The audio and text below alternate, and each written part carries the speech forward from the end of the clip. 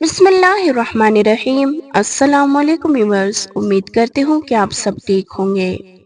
Viewers, हम अपनी आज की वीडियो में आपके साथ सुल्तान महमूद गजनवी और एक फरियादी की फरियाद का वाक़या शेयर करेंगे। तो चले अपनी आज की वीडियो का आगाज करते हैं।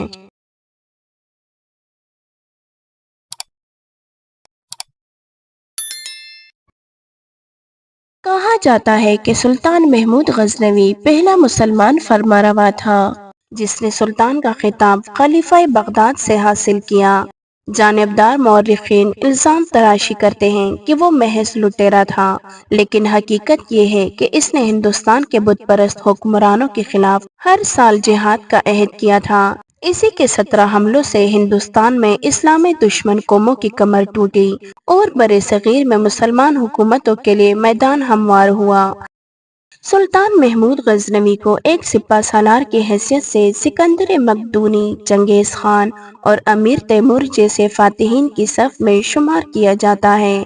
इसने अपनी जिंदगी के 40 बरसों में 30 मौरकारायों में शिरकत और क़ियादत की और इब्तिदाई जिंदगी के सिर्फ एक मौरका में जब वो खरासान का हाकिम था उसे शिकस्त का जायका चखना पड़ा। इसके बाद फतह और नुसरत ने हमेशा इसके कदम चूमे।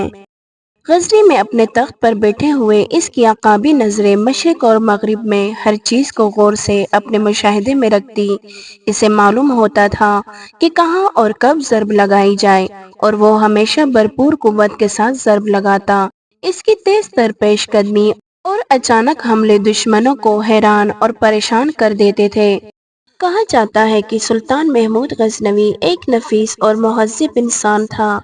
जंगो जदल को इन दिनों गैर मुहज़्ज़िब काम नहीं समझा जाता था। वो अदब और फ़नून लतीफ़ा में हर खूबसूरत चीज़ की कदर करता था।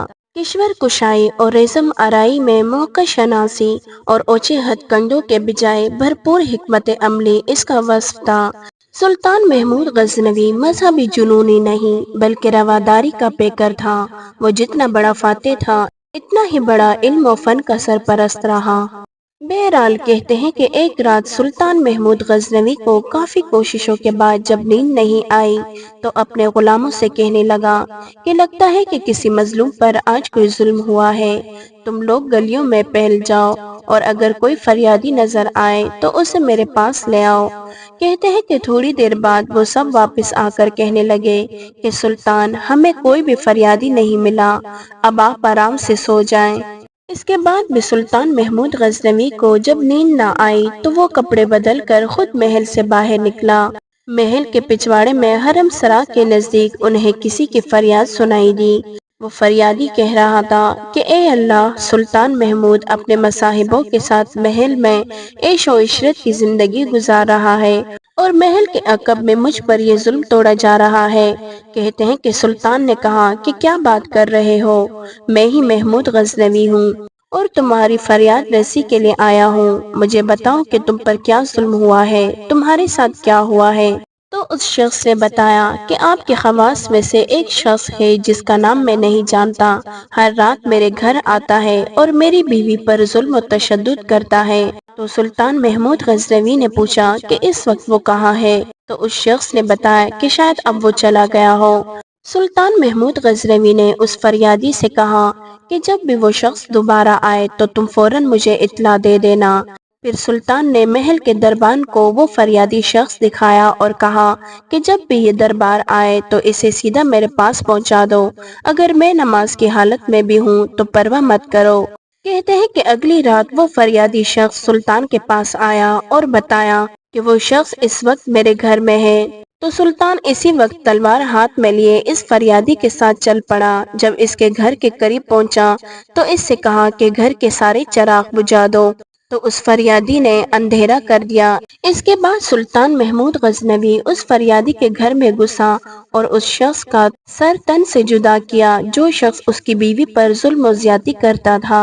फिर सुल्तान ने हुक्म दिया कि चिराग रोशन कर दो। तो इस फरियादी ने चिराग रोशन किया और सुल्तान महमूद गजनवी ने उस शख्स का चेहरा देखा और सजदे में गिर पड़ा। फिर उस फरियादी से कहा कि अगर कुछ खाने को है तो ले आओ, मुझे बहुत सख्त भूख लगी है।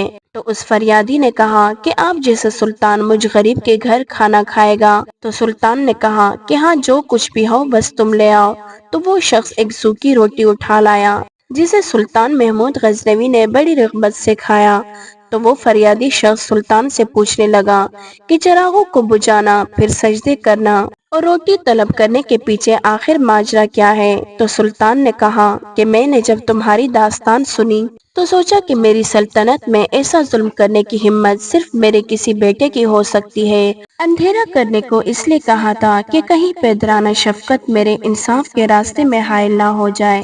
چراغ جلنے پر جب میں نے دیکھا کہ وہ میرا بیٹا نہیں ہے تو میں سجدہ شکر بجا لایا اور کھانا اس لیے مانگا کہ جب سے مجھے تمہاری مصیبت کا علم ہوا میں نے اللہ کے سامنے قسم کھائی تھی کہ جب تک تمہیں انصاف نہیں مل جاتا میرے اوپر روٹی حرام ہے۔